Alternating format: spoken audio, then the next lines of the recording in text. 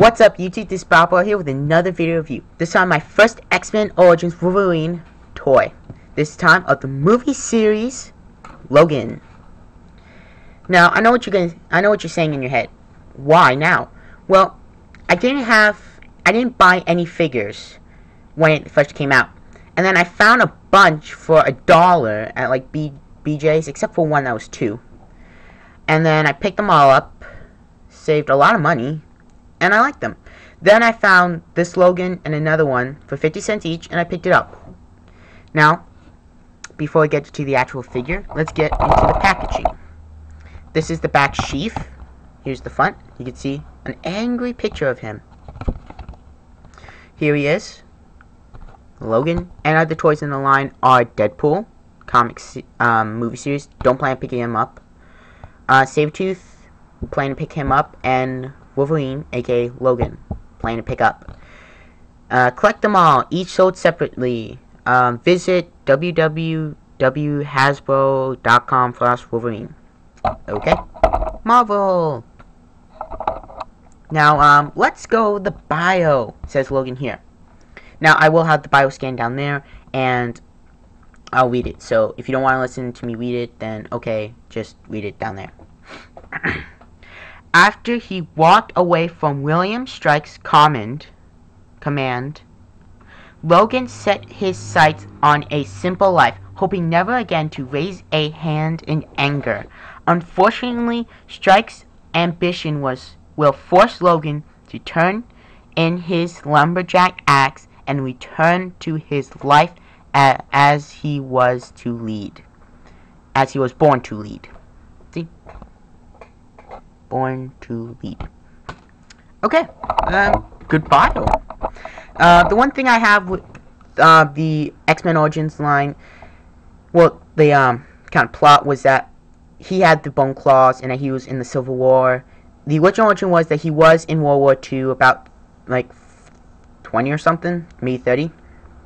And he was a mutant, he had healing powers, and he may have had hyphen sense. I'm not sure, but he definitely had healing powers. He was taken to do a experiment on, and then he like gave him the metal stuff, and then the claws were a side effect from probably accessed adamantium from his skeleton.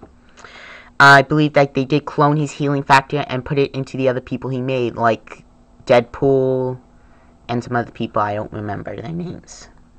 He does not come with a figure stand. It's just something I had so he would stand in this really cool pose. If you think that's cool, put it in the comments. So, let's go with the figure. The figure is a very nice representation of how he appeared in the movie. You can see the head sculpt's very nice and accurate. He even has the overgrown sideburns. Very nice. Even pupils in his eye. The head is on a ball joint. He has a ball joint-like torso joint, when he even has shirt pockets molded in and a little line with molded in buttons. Pretty nice. Even a collar here. The shoulders have a cut and swivel joint. Rotates full 360 and goes out that far. The bends at the elbow, rotates above the elbow, and has a wrist joint. He has the weird Iron Man 2 hip joints, which I've already showed how to get them from outward to forward. Alright, shown that. And then he has double jointed knees. Very nice to have. And it looks like it's a separate piece, but due to the way it's sculpted, you see you can't have any articulation in the feet. And he does have peg holes, by the way. Standing him is a little bit of a trick due to the way his feet are. You can see the toe part goes up more. It's even sculpted with little wrinkles on it. That's actually a nice touch. I would have preferred if they were flat, because it can be a tedious job trying to stand him. So, that's articulation. Now let's get into a cool little gimmick he has. He comes with these accessories: interchangeable hands and an axe. Now you just twist and pull off the hands, which is very nicely molded with the with some nice paint applications on the actual claws themselves. It does look like he's trigger fingered. And here we have the non-clawed hands. They're pretty much the exact same sculpt minus the claws. This does fit if you have the Mach 3 armor. You can just take off the wrist and you can plug this in and you can have Tony Stark with a non-gloved hand. I don't have my Tony Stark, my Mach 3 armor with me at this time. I'm not going to do time pause to get it, but trust me, you can do that. They both hold the axe surprisingly not well. It's a very loose fit. You kind of have to friction it in, unless you want to have him like that, kind of, or you really can't do it anyway. And the axe is made out of a soft PVC-like material. Just so you know, it will be bent in packaging. You kind of have to just force bend it. But let's put the axe aside and get to the hand. It with eases plugs in. I lied. It does not go in easily. Sorry, YouTube. Forgive me. But anyway, you can have them with non-clawed hands. And you can take the axe and put it in, you know, just have them like that. I wish it would hold better. And yeah, like I said, the clawed hands can also hold the axe. Looking around, it's a very clean sculpt. Very nicely done. It's very lifelike. Because you have all the wrinkles here, and you have even pockets here, and like shirt folded up here. I mean, it's very nicely sculpted. Yeah, feet are a little tricky. Yeah. You should really point out the detail, not in like, oh, I'm showing this off. No, now I know so now I'll point off. I really need to get it all together. So now let's go into the axe. The axe is, like I said, a soft PVC. It's very nice, though, because it has a very nice wooden color effect and kind of feels, not like a plastic, feels almost like wood. Then it has silver for the axe tip here. It's very nice. This piece is very thick, so I can't really bend it like the blade. And it's very nice. Looks like an axe.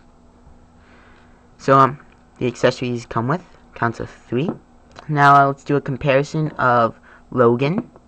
This is another Logan figure I have. The head sculpts are the same, I believe, except with a slightly different paint job on the head. Actually, no, they're different because he has more of an open mouth, and it's a different sculpt actually because of the hair too. And you can see the bone versus metal claws. And here we have the comic series Wolverine. Again, bone versus metal.